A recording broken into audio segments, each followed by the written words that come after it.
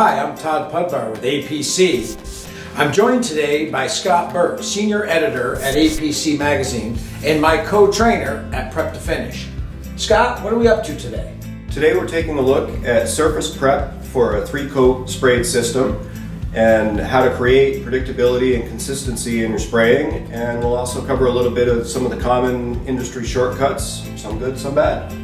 Awesome. The first step in a 3-coat system is primer, and whether it's new material, raw wood, raw MDF, or previously painted kitchen cabinet type of thing, pre-primed, pre-painted, you always start the same way, preparing for primer. 150 to 180 grit is a great place to start because it smooths off the surface, but it also creates a little bit of tooth on the surface so that your primer can have good adhesion to the surface, which is really key. Once your surfaces are sanded, the next steps are you want to vacuum the surfaces and you want to give them just a damp rag kind of tack wipe. You don't want to use a traditional tack cloth that's oil-based when you're using a latex system like this. So vacuuming to make sure you're dust-free and giving it a wipe to make sure that there's nothing that can contaminate your sprayed finish on the surface.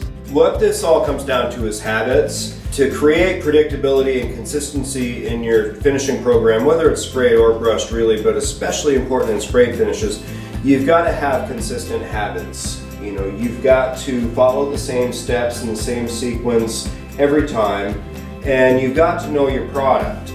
To start your next step in this 3-coat system, follow the directions on your product. Your primer is going to have recommendations for when it's dry to touch. The sanding obviously would happen when it's dry enough to recoat.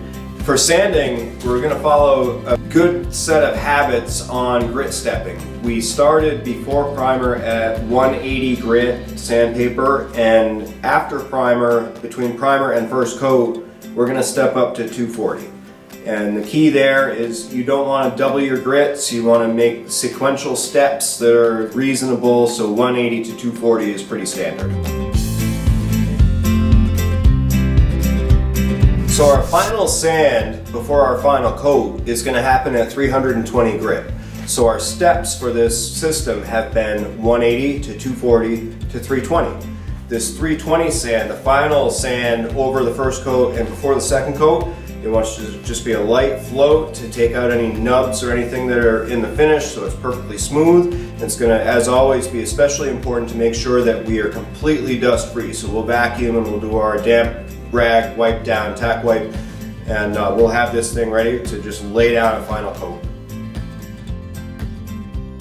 So the key definitely is in the steps, and that's why we emphasize the prep steps, and that's where, you know, we mentioned at the beginning of the video that we're going to talk about kind of shortcuts, and sometimes shortcuts are good and sometimes they're bad. Could you give me an example of a couple good shortcuts? Yeah, good shortcuts would be when kitchen parts especially come in that are pre-primed or even first coated from the factory, and you can just zip out to step number 3 in this video. And, so it's a time saver. Do the final scuff out and the final finish on something that somebody else did the first 2 steps on.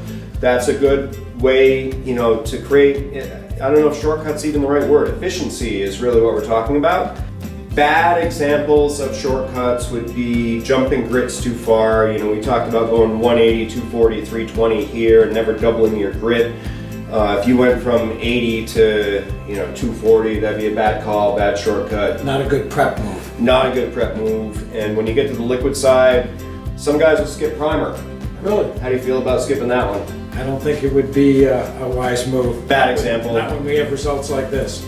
That's what we're trying to accomplish here, is to help people understand that, you know, to get, and these are still wet, by the way, you may not be able to see it on the video, but these are just buttery laying down doors. And, you know, could you guess which one was the blue one from the beginning? No, I actually would have no idea, Scott. Looking at them, I was here watching you spray them, and I've lost track of which one was the blue one, but they look pretty remarkable.